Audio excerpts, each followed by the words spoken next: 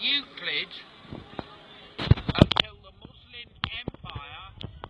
They didn't understand mathematics, they didn't understand geometry, they didn't understand physics, they didn't understand astrology without the Muslim influence in Europe in the Middle Ages. And Western civilization took a step backwards when the Muslims were thrown out of Spain in 1492.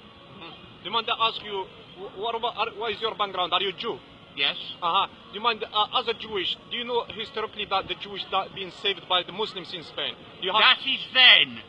That is not necessarily now. For reasons that we best know. Is that, because most of the people, they don't know that about this. Could you tell us a bit about it? Well, because they don't learn history.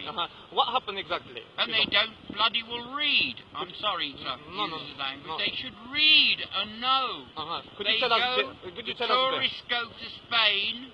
Do they look at Seville? Do they look at the Alhambra? Do they not see the effect on Spanish architecture of the Muslim architects? Southern France is the same thing.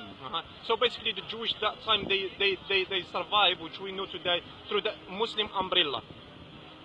You look up about Maimonides. He was the leading civil servant of the caliphs in Spain. He was one of those strange fellows who was a polymath. Okay. He was a mathematician, he was a doctor, he was a poet, he was an astrologer. You often wonder why he had time to sleep. And that was the way it was. And we started to have a hard time in Europe when the Muslim Empire retreated. Oh, thank you very much, sir. Did you not know that? Personally I know the history, but most of the people, they don't know. That's why we're going to put this in the Europeans don't know it. Yeah, that's right. You know why? Could you tell us why? They what? don't want to know it. That's the reason of it?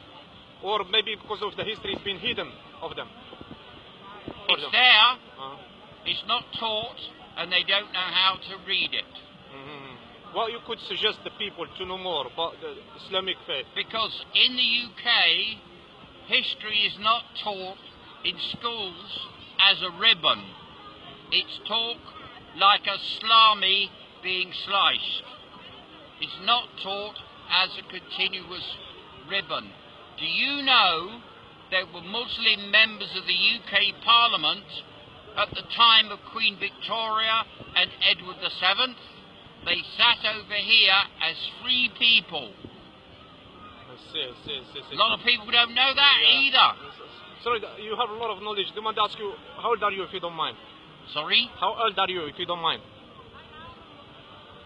I'm old enough to be your grandfather. I can tell you have a lot of historical knowledge. That's which is most I'm of the... 76 and a half. I see. So basically, most of the history you attended, not just you've been told. Well, basically, I went to school just as the British Empire was coming to an end after the war. So all the high commissions were being established in this country, and the boys that were the sons of the High Commissioner, because I went to an all-boys school, they came to our school, and all the new boys had to tell us a bit about their motherlands on the first day. A lot of those boys were absolutely marvellous at cricket, and so we never lost a game for about 5 years because of the boys and girls, or boys in the most part, from the Indian subcontinent. So they were our heroes. They spoke English far better than we did because they were children of the Empire. In our athletics team, lots of boys from Africa who were our heroes because they ran for our school and we won everything. So there was no prejudice, there were no hang-ups at all. In our school we had separate assemblies. There was a general assembly that all the boys had to attend, and then there were the faith group assemblies. No tension. Do you mind they ask you, do you have a Quran at home? Do you have a copy? I have a Quran at Ah, home. that's good.